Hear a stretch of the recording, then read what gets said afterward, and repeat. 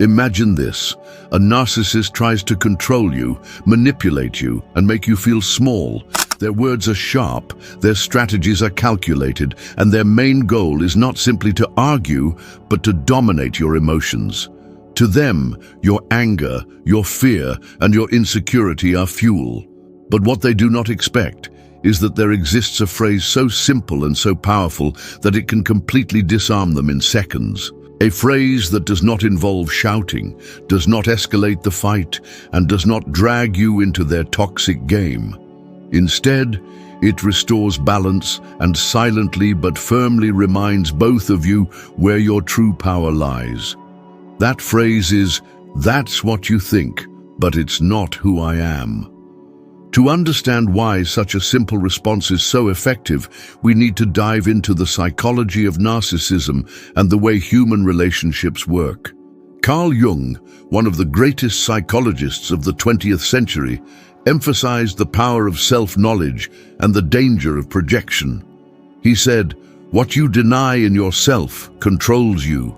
What you accept sets you free." Narcissists live in constant projection. They see in you what they fear in themselves: weakness, failure, and insignificance. By attacking you, they try to escape from their own insecurities.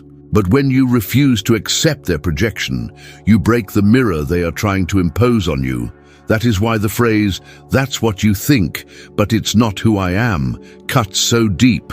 It denies them the chance to rewrite your identity according to their needs.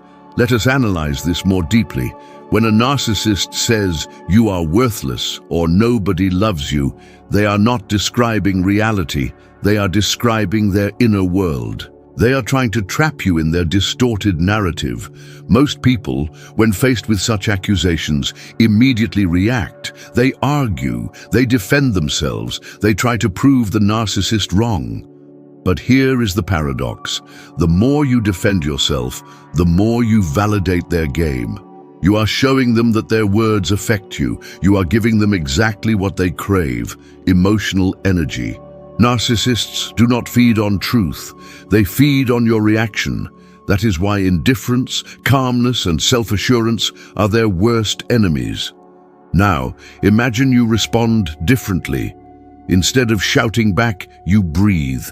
Instead of arguing, you smile with calm certainty, and you simply say, "That's what you think, but it's not who I am." You are not denying their right to have an opinion, but you are making it clear that their opinion has no power over your identity.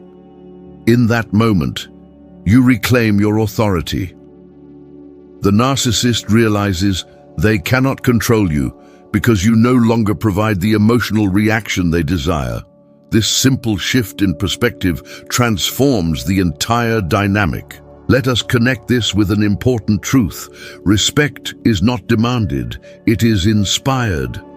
Narcissists often appear confident, but in reality, their arrogance masks deep fragility. They push boundaries to test how much control they can exert. If you collapse under their pressure, they gain confidence in their power. But when you stand firm, when you refuse to give them the reaction they expect, you earn a different kind of respect, perhaps grudging respect, but respect nonetheless. It is not about making them like you, it is about making them realize you cannot be broken. Carl Jung also reminded us that personal growth begins when we confront our shadow, the parts of ourselves that we would rather ignore. Facing a narcissist is, in many ways, an invitation to confront your own shadow. Do you secretly fear that you are weak? Do their insults touch old wounds from your childhood, from moments when you felt unseen or unloved? A narcissist's attack can sting only if it resonates with unresolved pain inside you. This is why the work of self-discovery is so crucial. When you heal those inner wounds, their words lose their power. If deep down you know your worth, no insult can destabilize you. You become untouchable. Affirmations play a vital role here. Words carry energy, and repeating empowering statements can reshape your inner dialogue. For example, you might tell yourself daily, "I am the guardian of my peace. No one else controls my mind." Another powerful affirmation is, I define my value, not the opinions of others. By repeating these truths, you reinforce the mental armor that protects you from manipulation. It is like strengthening a muscle. The more you train your mind with affirmations, the more naturally you respond with calm strength when tested. But let us also address an important reality. You cannot change a narcissist. They are locked in patterns of thought and behavior that they rarely admit, let alone try to fix. Waiting for them to change is like waiting for ice to turn into fire. It will not happen. What you can change, however, is your response. You can reclaim your space, your peace, and your dignity. You can set boundaries. You can refuse to play the role of their emotional puppet. And that shift, choosing not to be controlled, is one of the most liberating experiences you will ever have. Imagine the impact this can have on your daily life. At work, when a manipulative boss tries to make you feel incompetent, you respond calmly. That's what you think, but it's not who I am. At home, when a toxic partner accuses you unfairly, you breathe deeply and affirm your identity. I know my worth and I do not need your approval. These are not empty words. They are declarations of independence. They are shields that protect your inner world from external attacks. The truth is, no one can make you feel inferior without your consent. This is not just a motivational phrase. It is a psychological law. The emotions you feel are responses to thoughts you accept. If you refuse to accept a toxic narrative, it cannot hurt you. Jung would argue that true freedom comes when you stop identifying with the masks others try to impose on you, and instead embrace the self, the deeper, authentic essence of who you are. So, the next time a narcissist tries to provoke you, remember, their words are not the truth. Their insults are reflections of their own inner chaos, and you have a choice. You can step into their chaos and drown with them, or you can stand firm in your truth and remain at peace. The phrase, "That's what you think, but it's not who I am," is not just a line. It is a shield, a philosophy, and a declaration of freedom. It says, "You cannot define me. You cannot break me. I am more than your words." Now let us explore the deeper dynamics of why a single phrase can completely alter the power a narcissist holds over you. Narcissists operate through a complex web of manipulation tactics, gaslighting, blame shifting, silent treatment, and emotional intimidation. Each of these strategies is designed to destabilize your perception of reality and make you doubt your own worth. The moment you internalize their judgments, you begin to play the game they want you to play. But here is the key insight. The game only works if you agree to participate. By asserting calmly, "That's what you think, but it's not who I am," you withdraw from their game without hostility. You refuse to validate their narrative, and in doing so, you reclaim your mental space. It is crucial to understand the psychology behind this. Carl Jung emphasized the concept of projection, where individuals project their unacknowledged fears, weaknesses, and insecurities onto others. A narcissist is constantly projecting. When they say, "You are weak," they are describing their own fear of vulnerability. When they accuse you of being selfish, it often reflects their unprocessed, self-centered tendencies. Recognizing this allows you to depersonalize their attacks. You see them for what they truly are, a mirror of their inner struggles. This realization is liberating. It transforms your response from emotional reactivity to conscious choice. You are no longer the target. You are an observer of their behavior. Let's deepen the practical application. Imagine a scenario at work. A colleague or boss with narcissistic tendencies criticizes you publicly, saying, "You are incompetent and careless." The instinctive reaction might be embarrassment, anger, or defensiveness. But consider the alternative. You pause, breathe, and calmly reply, either internally or verbally. "That's what you think, but it's not who I am."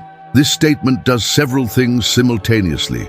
First, it denies them the emotional fuel they crave. Second, it reinforces your internal authority over your identity. Third, it subtly communicates boundaries without aggression. Over time, this consistency trains both you and them. You are no longer a participant in their power game, and they realize that control over you is no longer attainable. Here is a profound truth. The most powerful reaction is often no reaction at all. The narcissist expects drama, conflict, and emotional engagement. When you respond with calm affirmation instead of outrage, it disorients them. Their strategies are designed for chaos, not for composure. By maintaining composure, you convert their attacks into irrelevant noise. Your inner peace becomes your shield, and your clarity of self becomes your sword. Jung repeatedly emphasized the importance of self-knowledge in defending against psychological manipulation.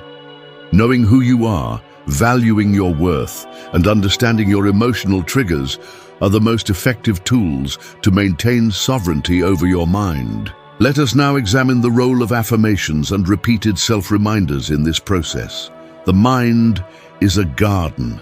The thoughts you nurture grow stronger, and the ones you ignore wither. Repeating statements like, "I am the guardian of my peace and no one can control my mind," or "I define my value, not the opinions of others," strengthens your mental boundaries. When faced with a narcissist, these affirmations act as pre-trained responses, allowing you to stay centered even when provoked. It is like building a fortress.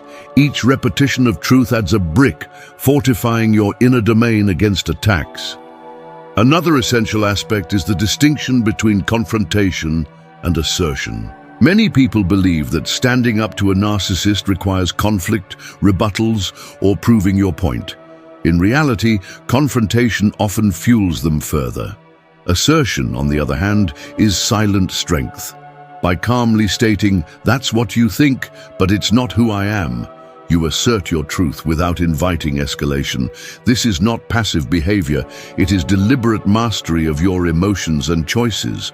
You do not seek their approval or validation, you simply reaffirm your own reality. Consider relationships where narcissists are close family members or partners. These scenarios are particularly challenging because emotional ties complicate boundaries. Yet the principle remains the same. Your self-worth is not negotiable. Responding with calm, measured statements and reinforcing daily affirmations gradually changes the relational dynamic. You are no longer the source of their emotional gratification. You teach them, silently, that manipulation will no longer succeed. This does not always lead to immediate change in the narcissist, but it profoundly changes you. Your energy, focus, and mental clarity are protected. It is also important to address the emotional impact on yourself. Setting boundaries with narcissists may provoke guilt, self-doubt, or fear, especially if you were conditioned to prioritize their approval. Jung's teachings remind us that these feelings are natural, but they do not define reality. They are echoes of old patterns that must be consciously acknowledged and released. Practicing phrases such as, "I honor my feelings, but I do not surrender my power," helps integrate emotional intelligence with assertiveness. Over time, you create a habit of resilience that does not depend on external validation. Ultimately, the essence of disarming a narcissist lies in the combination of self-awareness, emotional regulation, and deliberate language. The phrase, "That's what you think, but it's not who I am," embodies this strategy perfectly. It is a compact tool that channels psychological insight into action. Each repetition strengthens your internal armor. Each application in real life reinforces your authority, and each moment of calm over reactive behavior amplifies your freedom. Finally, reflect on this. Narcissists thrive on illusion, the illusion that they can control others, the illusion that their perception defines reality. By consistently responding with calm, affirmation, and self-knowledge, you dissolve that illusion. You reclaim your mind, your peace, and your identity. You step into the role of the conscious observer and the empowered individual. In essence, you become untouchable, not by aggression but by unwavering inner truth. As we reach the final stage of mastering your interaction with narcissists, it is important to internalize a critical truth. The power to disarm and neutralize their influence does not lie in confrontation, argument, or retaliation. It lies in consistent self-mastery, deliberate boundaries, and unwavering recognition of your inherent worth. By this stage, you have already learned the core phrase, "That's what you think, but it's not who I am." But now, it is time to embed this principle into your life at a deeper level, making it part of your psychological foundation and daily practice. First, let's examine the subtle but profound effects of repeated exposure to narcissistic manipulation. Narcissists often employ tactics that are slow-burning, like passive aggression, subtle criticism, or covert undermining. These behaviors are designed to erode confidence over time, making their targets more compliant and easier to control.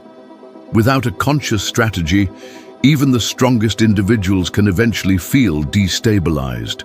This is why affirmations, mental preparation, and internalized phrases are essential.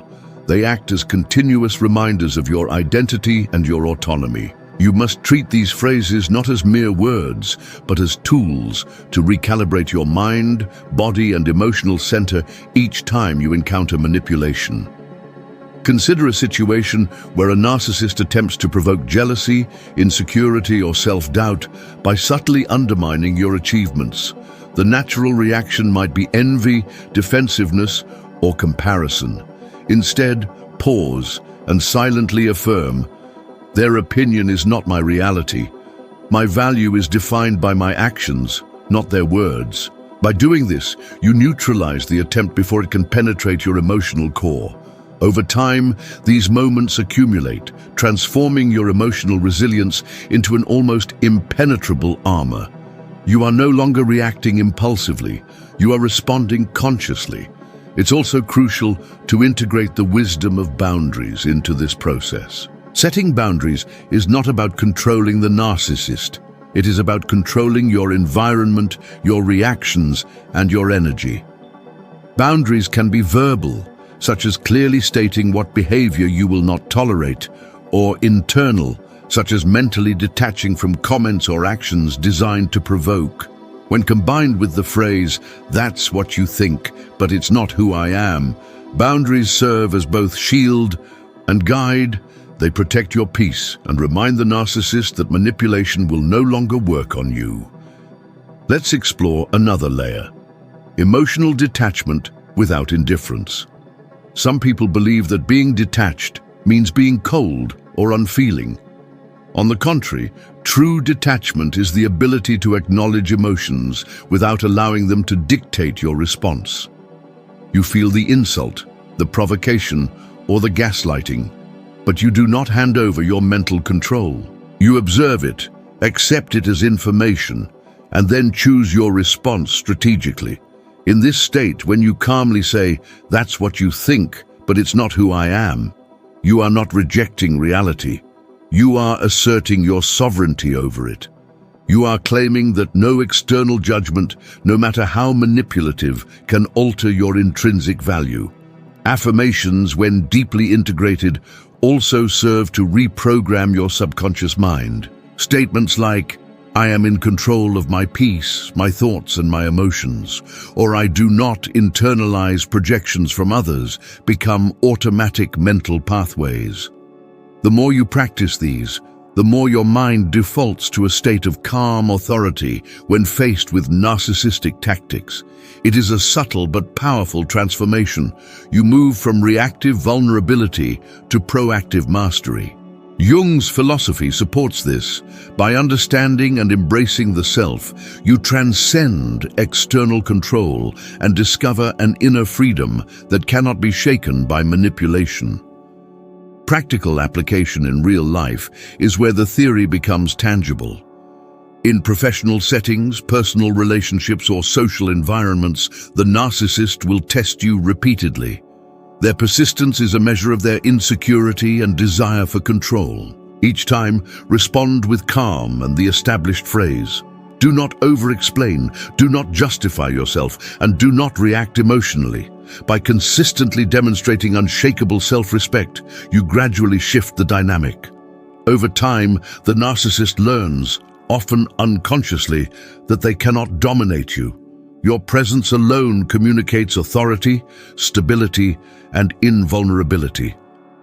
Another important dimension is self-reflection. After encounters with narcissists, take time to observe your reactions. Did you maintain composure? Did you internalize any negativity? Journaling, meditation, or quiet contemplation allows you to refine your approach, reinforce affirmations, and strengthen your psychological defenses. It also illuminates patterns, teaching you which triggers are most effective for the narcissist and how you can preemptively manage them. This is not about obsessing over the narcissist. It is about mastering your internal landscape so external chaos cannot destabilize you. Let us not forget the ethical and spiritual dimension. Responding with calm authority is not just a psychological strategy. It is a moral and spiritual practice. You're practicing integrity by refusing to compromise your inner truth, compassion by not retaliating with malice, and wisdom by recognizing that the narcissist's attacks are a reflection of their suffering, not a measure of your value. By embodying these principles, you elevate not only your self-protection, but also your personal growth. You are rising above their game, transforming challenge into opportunity for self-mastery. Finally, consider the long-term transformation. When these principles, self-awareness, affirmation, calm assertion, boundaries, emotional detachment, and reflection become habitual, you achieve a profound state of freedom. You are no longer controlled by external opinions. You are no longer reactive to manipulation, and you are no longer defined by the narratives others attempt to impose. The phrase, "That's what you think, but it's not who I am," becomes not just a tool, but a philosophy, a daily declaration of sovereignty, a constant affirmation of your authenticity, and a shield that ensures no narcissist can ever diminish your power. Remember, the ultimate victory over narcissistic influence is silent, internal, and invisible to the manipulator. You do not need to prove anything, argue endlessly, or seek vindication. Your peace, your clarity, and your self-defined value speak louder than words. Carl Jung taught that liberation comes when we accept ourselves fully and stop projecting power onto external sources. By mastering this practice, you achieve precisely that liberation. You reclaim your mind, your identity, and your life. If this video helped you understand how to protect your peace and disarm manipulation, leave a comment with one word that represents your strength after watching. Don't forget to subscribe to Healing Echoes for more teachings that empower and strengthen your mind and spirit.